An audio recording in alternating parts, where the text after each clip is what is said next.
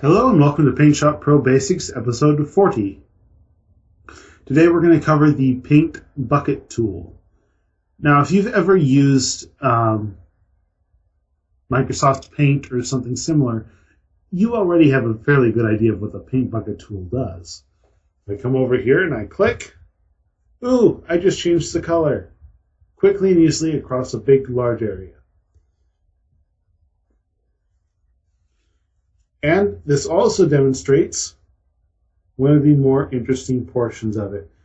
Everything that you click, anything that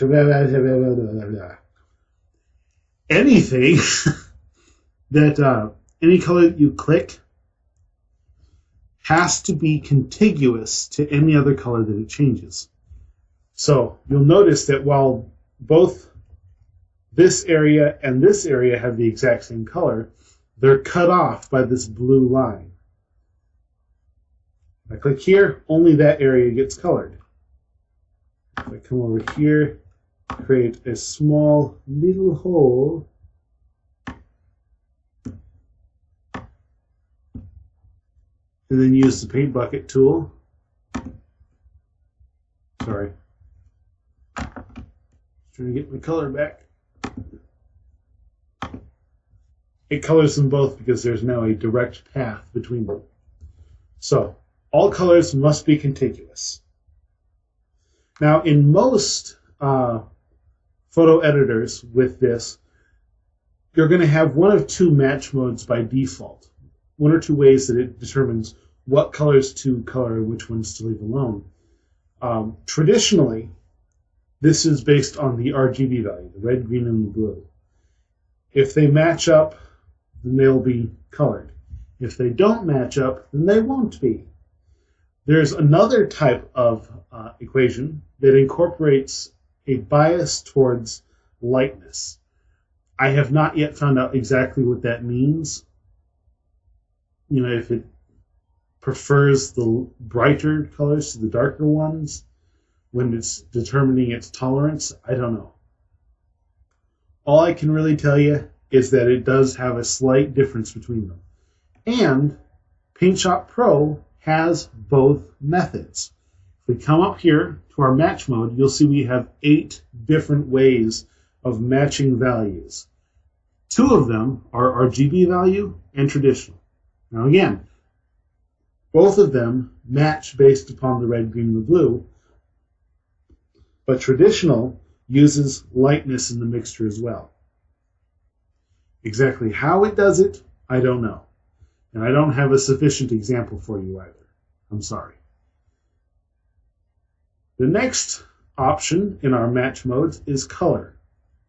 Come down here. Color refers to the hue and the saturation of a color.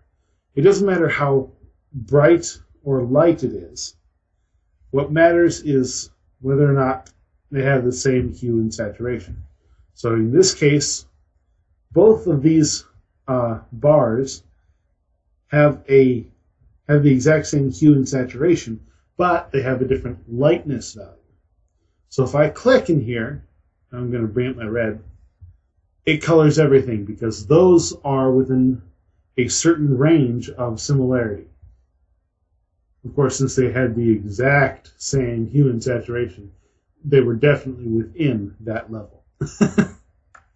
The next mode is brightness. Now, brightness, I don't have an example for, but brightness refers to the lightness and the saturation. You know, it's not just lightness, it's lightness and saturation. Those 2 values will make a pretty big difference. Your perceptual colors are a mixture between hue, saturation, and lightness. It looks at all 3 values to determine whether or not something should be mixed. There are actually 3 bars here. You probably can only see 2 depending on how well it's been recorded. But there are 3 bars here.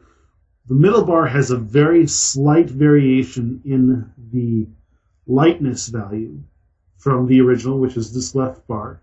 And the bar on the right has a big change in lightness. So when I click, these 2 bars get changed because the hue, the saturation, and the lightness We're all within a respectable boundary of each other. Certain tolerance, I suppose. All opaque is an option that allows you to only color pixels that have an opacity of 1 or greater. Here I have 5 circles. They all have an opacity of 1 or greater. For example, right here, this middle one has an opacity of 28.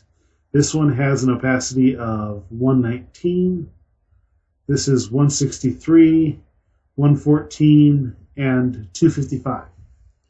So we have all of those are opaque in some way. If I click here, nothing happens because I clicked on a transparent area. However, if I click in here, it colors all of the contiguous opaque pixels. And since all the circles were opaque in some way, it colored them all. And they were also overlapping, so that's why they're all like that. The next one is opacity. Opacity matches the opacity of the pixel you click. So if I click in here, only the pixels with this exact same opacity level, which is 163, will ever get changed. If I click, that was wrong. Oh, I'm still on all opaque. Okay. Go to opacity, click there, and only that area was colored. Now if I click in here, only that area was colored. If I click over here, the entire image will be colored because they're all now the exact same opacity. Pretty nice, huh? All right. The last one is none. No matching. This has no tolerance level. It's simply what it is.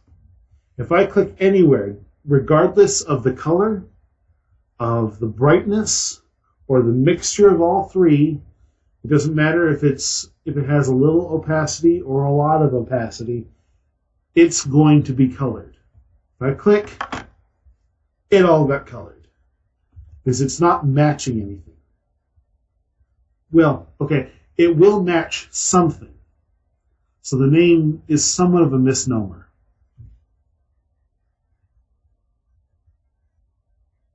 What it's going to match is opacity.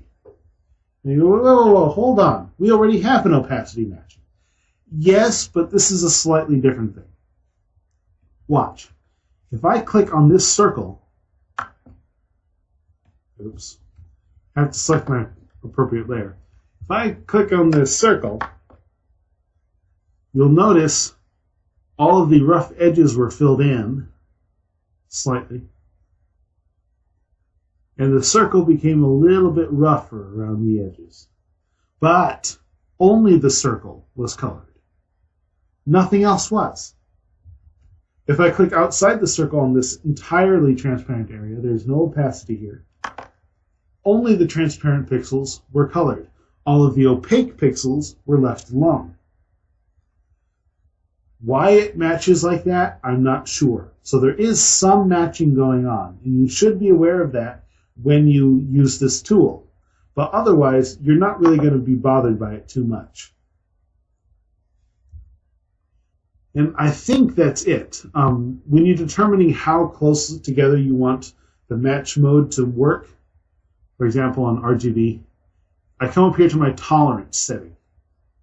If I want my RGB to match within a certain tolerance, I can adjust it here. Lower tolerances mean the colors have to match more tightly and precisely. Larger ones will allow a lot more variation. You have your blend modes, which will allow you to apply certain effects to the fill, and then your opacity will determine how strong the opacity fill is when mixing with other colors. So that would be your paint bucket tool. That's all there is to it. Have fun.